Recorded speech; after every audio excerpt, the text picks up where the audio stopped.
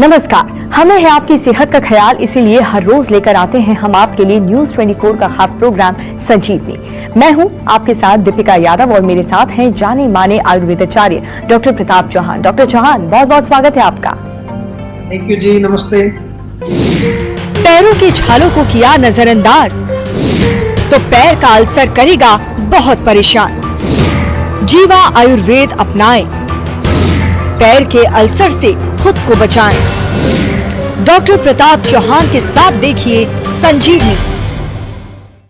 देखिए, जितना ज्यादा ध्यान हम अपने चेहरे को संवारने में लगाते हैं, अपने पैरों की तरफ हम उतना ही कम ध्यान देते हैं। और आपके पैरों में अगर फोड़े, फुंसी या फिर घाव बार बार हो रहे हैं तो इसे अनदेखा ना करें, क्योंकि आपकी लापरवाही पैरों में अल्सर का कारण भी बन सकती है। ये कितना खतरनाक हो सकता है, आइए जानते हैं डॉक्टर चौहान से। डॉक्टर चौहान, पैर में अल्सर किस कारण से हो जाते हैं और ये कितना ज्यादा खतरनाक हो सकता है? देखिए, पैर में अल्सर, पहले तो समझ लें कि अल्सर का मतलब क्या होता है। अल्सर को हम हिंदी में बोलते हैं कोई छाला हो जाए। कई बार आपके पैर के नीचे हल्का सा छाला हो जाता है, वहां पर जो है लालिमा रेडनेस हो जाती है, दर्द होता है, किसी किसी को पता ही नहीं चलता। खास तौर से जो डायबिटीज के पेशेंट होते हैं उनमें उनको मालूम भी नहीं चलता कि वहां कोई छाला हो गया, क्योंकि वहां पर उनको न्यूरोपैथी, जिसको आपने सुना होगा कि जो लोग डायबिटीज से पीड़ित हैं उनकी नसें कमजोर हो जाती हैं, तो ये छाला जो है वहां बन जाता है, धीरे धीरे धीरे बड़ा भी हो जाता है। कई बार इतना बड़ा हो जाता है कि वो उसमें एक छेद हो जाता है जो सीधा हड्डियों तक या डीपर लेवल पर जो मसल्स हैं वहां तक, मांसपेशियों तक वो पहुंच जाता है। और इसमें आपको ध्यान ये रखना है कि यदि उचित समय पर हम इसको इलाज नहीं कराएंगे तो फिर ये एक सीरियस समस्या बन जाती है। वहां पर एब्सेस बन सकता है, फोड़ा जिसको कहते हैं, या गैंग्रीन बन जाती है। कई बार पेशेंट्स आपने देखे होंगे डायबिटीज के, उनको गैंग्रीन हो जाती है। डॉक्टर भी कहते हैं ये तो काटना पड़ेगा आपका। कई बार वो अंगूठा काट देते हैं, पैर को भी काट देते हैं। तो इसलिए इसको लाइटली नहीं लेना है, सीरियसली लेना है, क्योंकि जो है ये डायबिटीज का एक बड़ा कॉमन सा एक कॉम्प्लिकेशन है, डायबिटिक न्यूरोपैथी इसको कहते हैं। और दूसरा कारण ये भी होता है कि अगर किसी कारण से ब्लड सर्कुलेशन आपके पैरों में नहीं पहुंच रहा है, ब्लड की जो खून का जो संचार है उसमें कोई रुकावट आ जाए, वो भी एक कारण इसमें बनता है। या पैर की मसल्स या पैर की जो हड्डियां हैं वहां किसी प्रकार का दोष प्रकोप हो जाए, पित्त का प्रकोप हो जाए वहां पर, तो वहां जख्म बन सकता है। अधिक ठंडे या बर्फीले एरिया में जो रहते हैं, खासतौर से जो हमारे जैसे पहाड़ी एरिया में जो हमारे ग्लेशियर्स हैं, वहां पर हमारे सैनिक लोग रहते हैं, वहां भी कई बार जो है ठंडे पैर होने की वजह से, ब्लड सर्कुलेशन स्लो होने से, वहां अगर कोई चोट लग जाए उनको किसी प्रकार का, तो सेंसेशन कई बार महसूस नहीं होती है।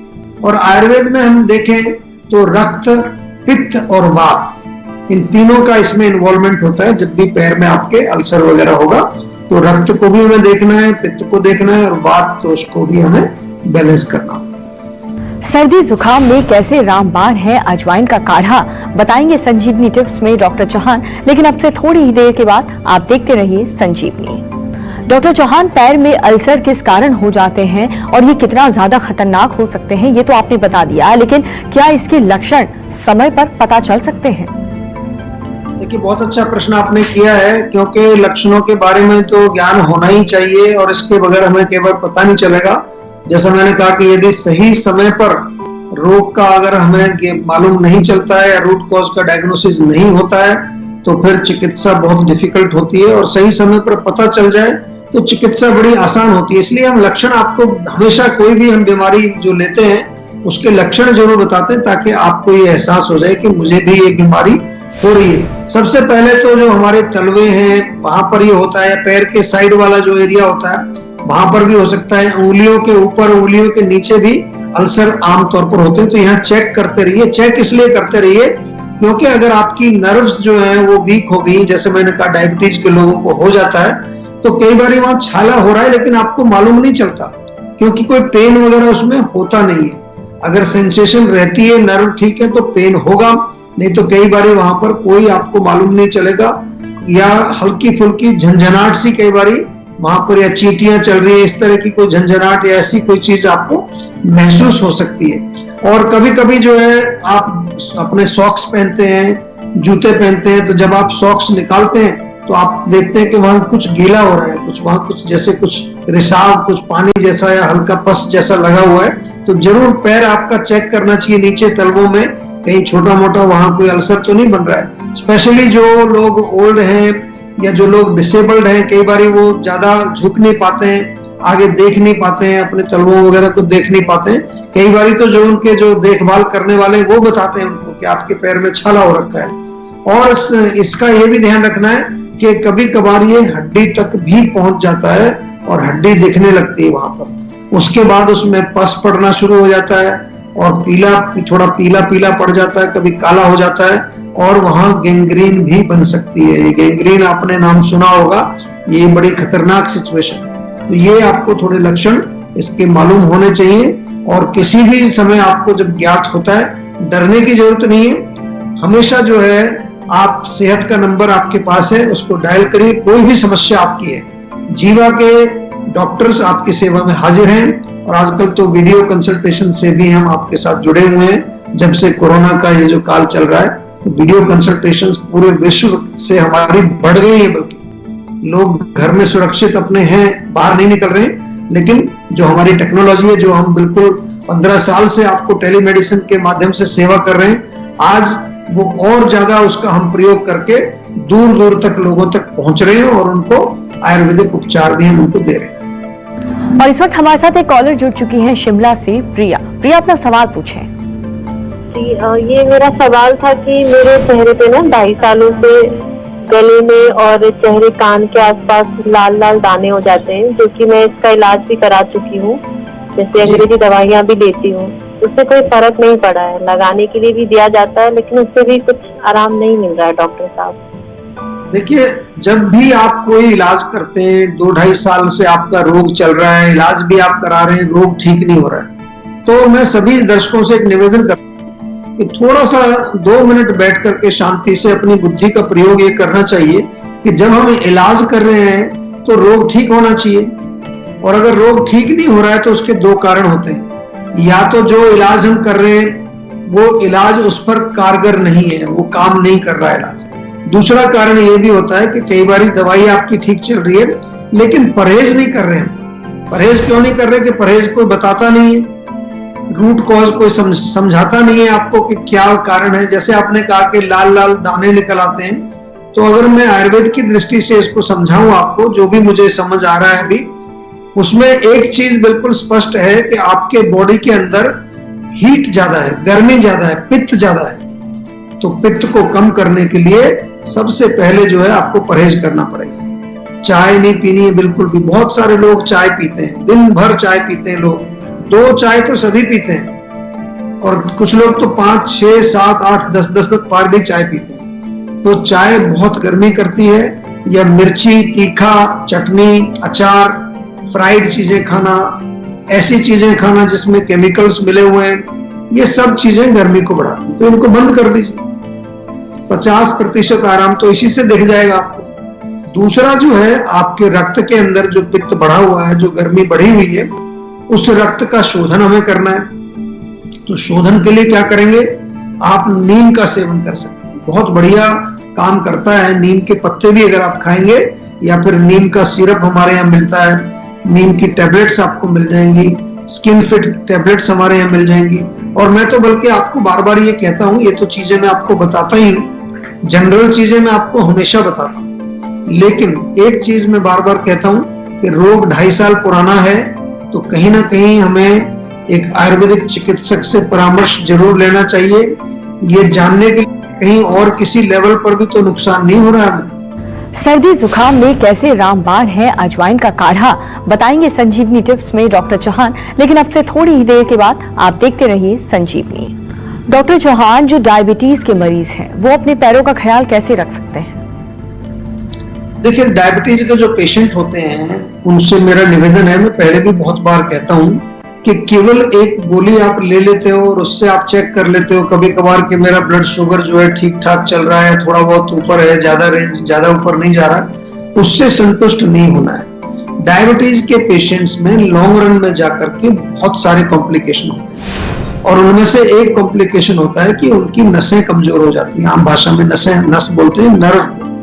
और जब नसें या नर्व्स कमजोर हो जाती है तो उसको बोलते हैं न्यूरोपैथी, और पैरों की सेंसेशन उससे कम हो जाती है। इसके कारण जो है पैरों में अल्सर भी बन सकता है। डायबिटीज के पेशेंट्स को एक्स्ट्रा केयरफुल रहने की जरूरत है। पैरों की सेंसेशन चेक करते रहना चाहिए। कभी कभार ठंडे गर्म पानी में आप पैर रख के देखेंगे तो पता चल जाए। कई बार आपको ठंडे गर्म का एहसास नहीं होता। और अपने जो है जूते जुराब जो पहनते हैं वो बिल्कुल प्रॉपर होने चाहिए, और उसको भी जो है आप नॉर्मली जो है सही साइज आपका ठीक होना चाहिए। दोनों पैरों को रोज अच्छी तरह से धोएं। हाइजीन का आपको विशेष ध्यान रखना है पैरों का।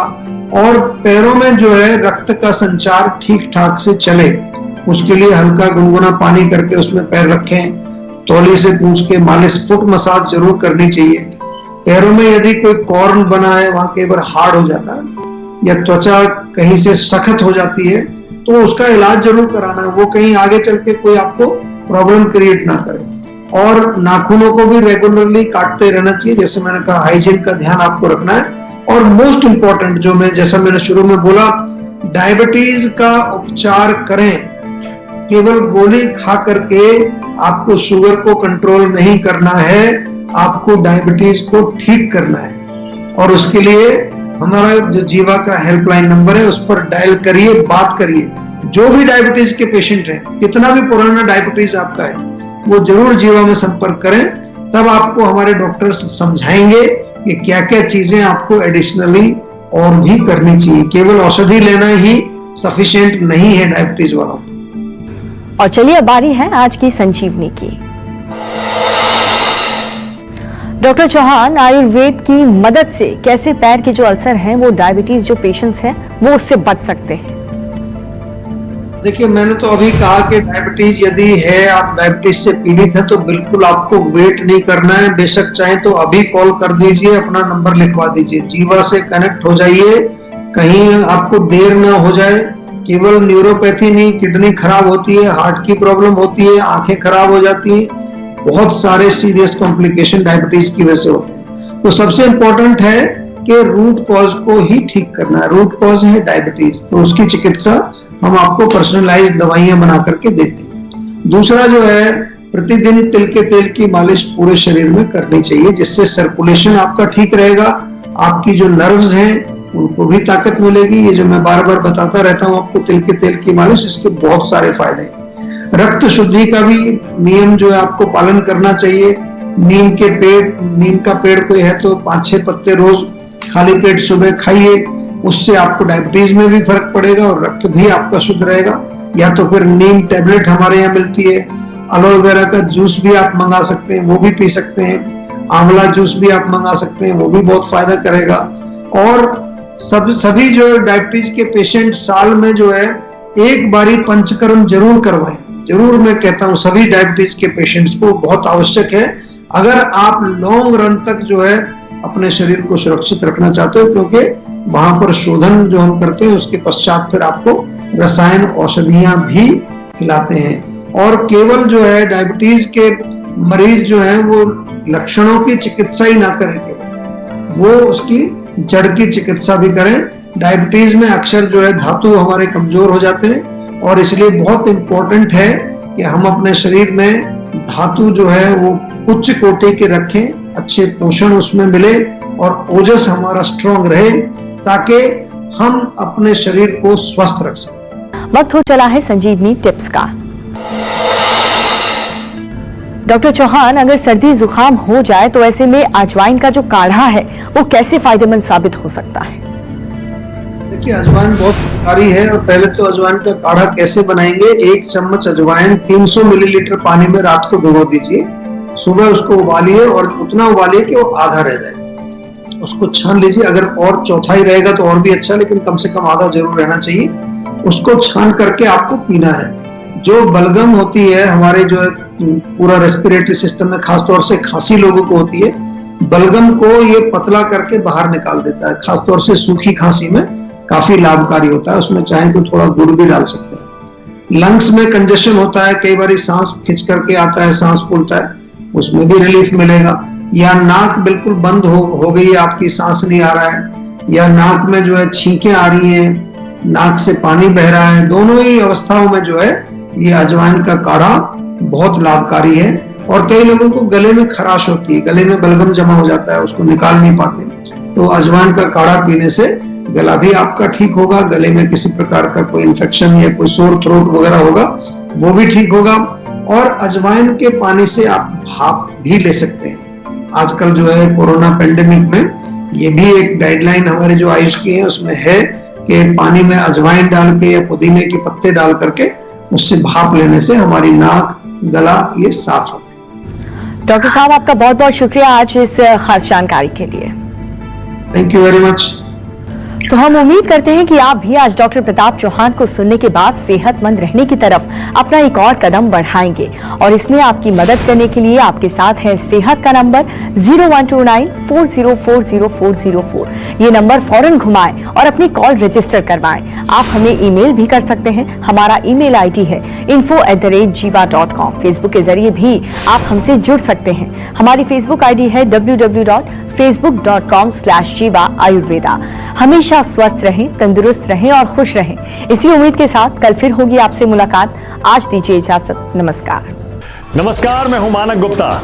अगर आपको हमारा ये वीडियो पसंद आया हो तो इसे लाइक और शेयर जरूर करें। और हाँ, हमें सब्सक्राइब और फॉलो करना ना भूलें ताकि आप देश और दुनिया की कोई खबर मिस ना करें। तो जुड़े रहिए हमारे साथ और देखते रहिए न्यूज़ 24।